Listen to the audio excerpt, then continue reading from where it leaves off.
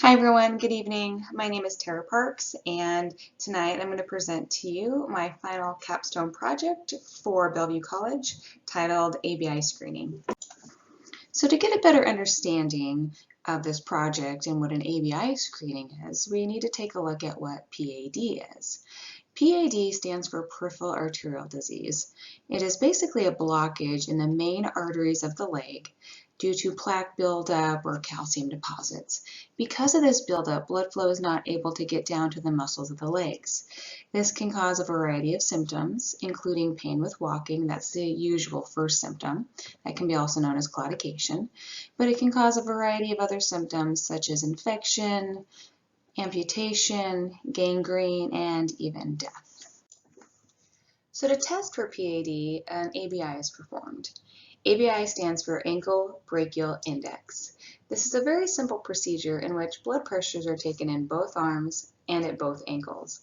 You then divide the highest arm pressure by the ankle pressure, and this will give you a ratio out of 1. This ratio roughly corresponds to the percentage of blood flow that is actually getting down to your ankles. Anything less than 0.9 out of 1 is considered an abnormal.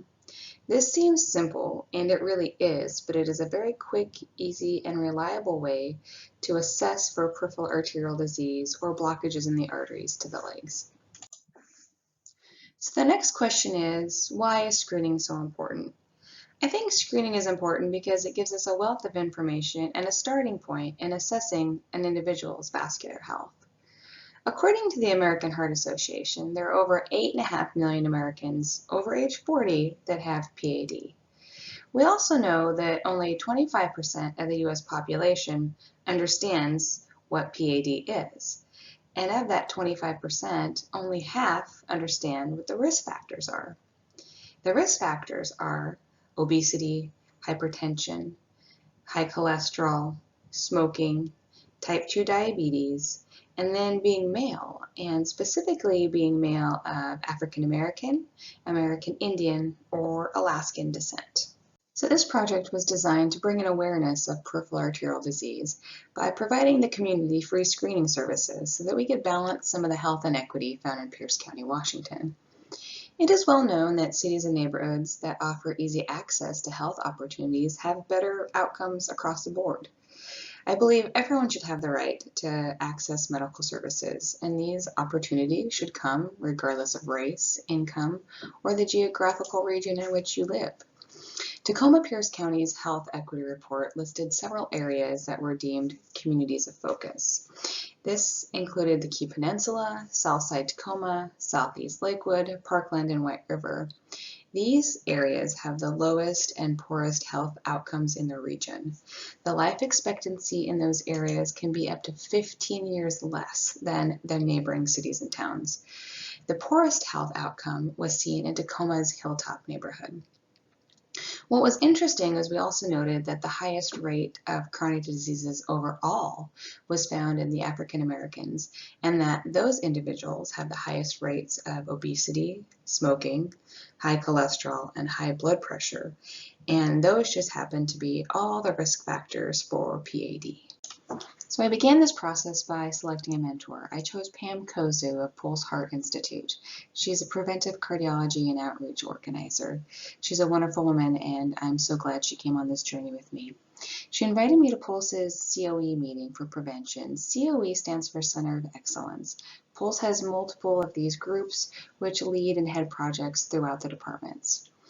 They initially liked my idea as a preventative measure and asked me to come back to their next meeting with items such as budgetary restrictions and paperwork that we might need. So to get started, I got working on all the paperwork I would need. For marketing materials, I made a trifold screening pamphlet that detailed the screening process, the disease process, and how to contact us to set up a free screening. I also made a stock card, which is an informational pamphlet that can be given out at a doctor's office. I also made a PAD checklist, which could be given out during the screening to alert friends or family to see if they needed to have a screening done. I also made flyers for the events, which could then be changed depending on the time and place for the next screening. And I made sign-up sheets for the patients at the screening so they would not all come at the same time. For the forms, I made a consent form for the ABI screening, a results form, and a letter to the patient's primary provider. So during the time that I was crafting the marketing materials and the ABI forms, I was also getting into contact with groups and centers within the Tacoma-Pierce County's communities of focus. I called and made contact with multiple senior centers and groups within the Tacoma and Lakewood areas.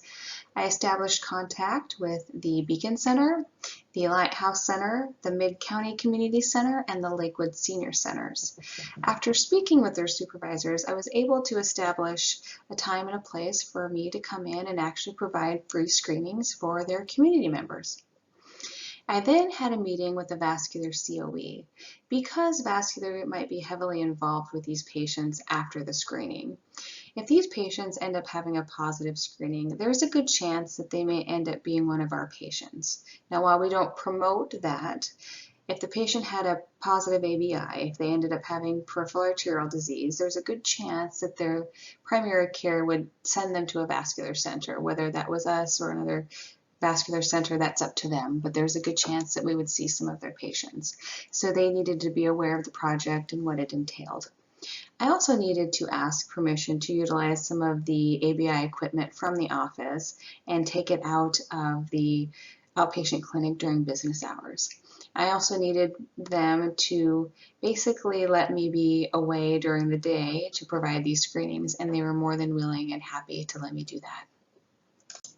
So my follow-up meeting with Prevention COE to present my budget and the screening forms and the process flow I had created led to many questions regarding the legality of the process. Because I was giving out test results, there was question whether this was illegal or not. There was no reading physician interpreting the exams, and because of that, we needed to have this idea presented to the quality department and the legal department. So during my meeting with quality, I was asked to postpone all of the screenings that I had already scheduled until a new process flow could be arrived at. I was then also asked to meet with legal, send all the paperwork and forms to the health information management specialists, and then work with compliance and the forms department to make sure everything was up to par. So the original process flow for this project would have had me simply have a patient fill out a consent form, perform the ABI, and then fill out all necessary paperwork for them, including the results page, as well as the letter to their provider stating the results. However, after work with legal department, the new process flow map looks something like this. We would have the patient fill out the consent form. I would do the ABI screening. I would fill out a preliminary results form for the patient, but not give it to the patient. In the meantime, the patient would have filled out some paperwork with their name and address on it, which I would then take back to the office. I would present the preliminary paperwork to a reading physician, vascular surgeon, who has graciously agreed to do these readings for free. The surgeon would then read the screening and then fill out paperwork, and then I will take that paperwork and send it to the patient, and they will receive a screening form for themselves and one to provide to their family physician. So after my last meeting with legal, I had one final meeting with the quality COE, who took all of the legal paperwork and the recommendations from the health information management specialists and finally approved my project. So we are good to go.